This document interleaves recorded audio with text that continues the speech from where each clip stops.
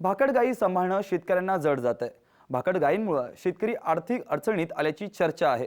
आपण कृषी तज्ञांकडून नेहमीच ऐकतो, पण एक भाकड देशी गाय सुद्धा शेतकऱ्यांना प्रति महिना हजारो रुपये कमवून देऊ शकते। ही गोष्ट प्रामाणिकपणे तपासण्याचा प्रयत्न एका धडपड्या शेतकऱ्यानं केलाय। परमेश्वर तळेकर या अभ्यासू शेतकऱ्यानं गेल्या वर्षभरापासून यावर प्रयोग करण्यास सुरुवात केली आहे। जेमतेम 3.5 एकर शेतीचे मालक असलेल्या तळेकरांना सध्या एका भाकड देशी गायीच्या शेणापासून महिन्याला 10,000 रुपयांचं दंतमंजन, गोसाबण आणि घरची शेती रसायनमुक्त करण्यात यश आलंय। देशी गायी शेतकऱ्यांसाठी वरदान असल्याचं शेतकरी संघटनेचे अभ्यासू कार्यकर्ते असलेले परमेश्वर तळेकर सांगतात। त्यांची यशोगाथा जाणून घेण्यासाठी आज आपण सोलापूर जिल्ह्यातल्या केम गावी जाणार आहोत। शेतकरी संघटनेचे कार्यकर्ते असलेल्या करमाळा तालुक्यातल्या केम गावचे परमेश्वर तळेकर 25 वर्षांपासून शेती करतात।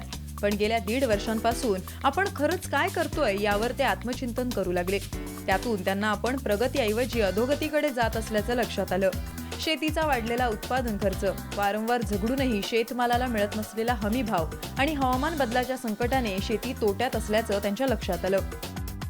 रासायनिक शेती करत असताना मला उत्पादन खर्च जाऊन 0 शिल्लक राहिलं आणि 20 मे 2014 रोजी मला झिरो बजेट नैसर्गिक आध्यात्मिक शेती सुभाष पाळेकर यांच्याकडून माहिती मिळाली की झिरो बजेट शेती करता येते। मग मी त्यांची जे काही शेतकरी शेती करतात झिरो बजेट, त्यातले मधुकर पिसाळ बारामतीचे होळचे, त्यांच्या प्लॉटवर मी गेलो असता मला त्यांच्या वडिलांनी झिरो बजेट नैसर्गिक आध्यात्मिक शेतीबद्दल एवढी सुंदर माहिती दिली की पहिल्यांदा मी ही माहिती ऐकली। तळेकर यांना नैसर्गिक शेतीतज्ञ सुभाष पाळेकर यांनी मार्गदर्शन केलं। त्याचबरोबर देशी गायीच्या शेण, गोमूत्र आणि दुधापासून घरगुती वापराच्या अनेक वस्तू बनवता येतात याचं प्रशिक्षणही तळेकरांनी घेतलं। त्यानंतर खिलार गायी घेऊन कामाला सुरुवात केली। गेल्या वर्षभरात त्यांनी आपली घरची सगळी शेती रसायनमुक्त केली असून जीवामृत, दशपर्णी यांसारख्या निविष्ठांचा शेतीत वापर सुरू केलाय।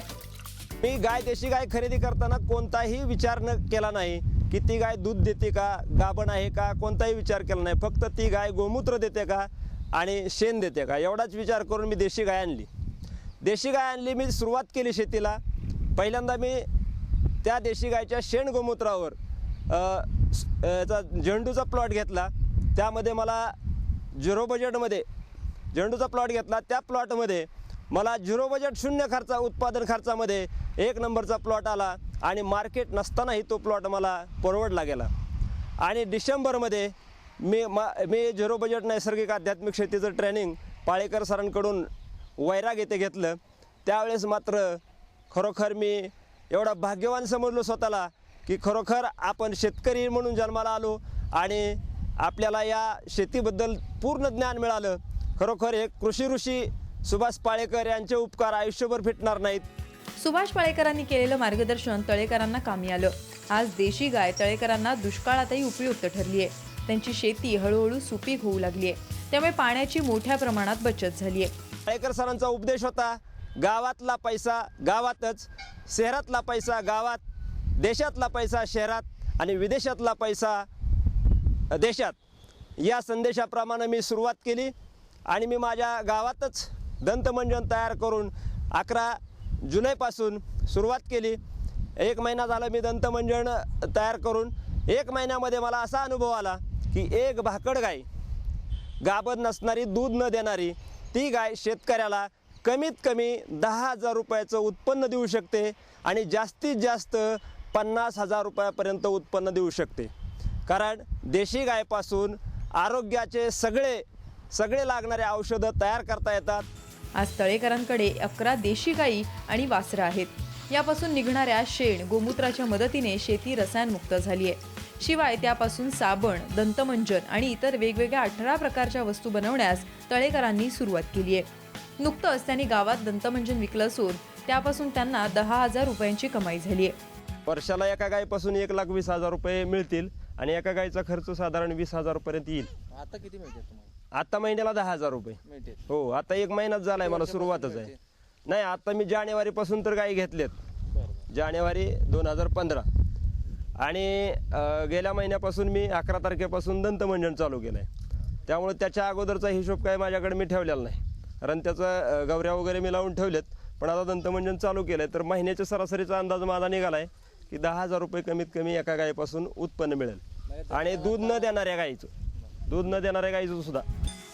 ज्या शेतकऱ्यांकडे देशी गायी आहेत त्यांनी तळेकरांप्रमाणे घरगुती दंतमंजन आणि गोमय पदार्थ बनवले तर चांगली आर्थिक कमाई करता येईल असा विश्वास त्यांना वाटतोय. आज शहरातल्या नागरिकांना देशी गाय आणि तिच्यापासून तयार होणाऱ्या पदार्थांविषयी मोठं आकर्षण आहे.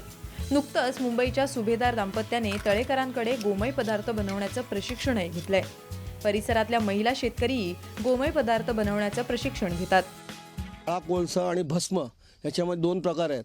झाकून ठेवल्यावरती काळा कोळसा होतो आणि ओपन गवऱ्या जळल्या तर भस्म होतं. आणि भस्मामध्ये वगैरे 46.7% ऑक्सिजन आहे, वेळेस याच्यामध्ये 30% आहे. आणि ते दंतमंजनसाठी वापरतात. आणि यांनी जे सगळे प्रोडक्ट सांगितले टोटल यांनी 19 आहेत, आम्हाला तिकडे 9 सांगितले आहेत. मी ह्यांच्याबरोबर ह्या केम गावामध्ये येणार नव्हतीच, त्यांनी खूप फोर्स केला म्हणून मी आली. पण आल्यानंतर मी धन्य झाल्यासारखं मला वाटलं, कारण मी काहीच यातलं पाहिलं नव्हतं. गायींचं आकर्षण तर लहानपणापासूनच होतं, पण एवढी काही माहिती मला नव्हतीच. इथे आल्यावर 4 दिवसात मला भरपूर माहिती मिळाली, शेतीची पण, गायीची पण आणि इतर सगळी पण. तर आल्यानंतर मला खूप फायदा झाला या सगळ्या गोष्टींचा. आमची आणि माझ्या मिस्टरांची अशी इच्छा आहे की आम्ही पण हे सगळं करून सर्व लोकांना केमिकलमधनं मुक्त करावं, लोकांनी पण ह्याला प्रतिसाद द्यावं अशी आमची इच्छा आहे. आणि ह्यांच्या तळेकर काकांमुळे ह्यांना झिरो बजेट शेती आम्ही पण करतो. आज शेतकऱ्यांच्या प्रश्नांची उत्तरं ना सरकारकडे आहेत, ना कृषी विद्यापीठाकडे आहेत, नाही प्रशासनाकडे. त्यामुळे शेतकऱ्यांमध्ये भयान चिंतेचं वातावरण पसरलंय. यावर सध्या तरी निसर्ग शेती आणि देशी गायींचं संगोपन हेच प्रभावी उत्तर असल्याचं तळेकर सांगतायत. आज शासनाकडे या दुष्काळावर कोणताही ठोस असा उपाय नाही. आणि संघटनेकडेही मी शेतकरी संघटनेचं काम करतो. मी गेली 5 वर्षापासून शेतकरी संघटनेचं काम करत आहे. पण मला या 5 वर्षामध्ये असा अनुभव आलेला आहे की शेतकरी संघटनेकडेही ठोस असं काही उत्तर नाही, पर्याय नाही, काही करू शकत नाही. सरकार तुम्ही कुणाचंही निवडून आणलं, कुणाचंही सरकार बदललं तरी समस्या सुटू शकत नाहीत. पण मला एक या डिसेंबरपासून पाळेकर सरांच्या मार्गदर्शनातून असं निदर्शनास आलं की हा एक पॅटर्न असा आहे की दुष्काळावर मात करू शकतो. कारण आज काय झालेलं आहे, ग्लोबल वॉर्मिंग वाढलेलं आहे. आणि हे ग्लोबल वॉर्मिंग कमी करायचं असेल तर पर्यावरणाशी आपण समतोल साधला पाहिजे.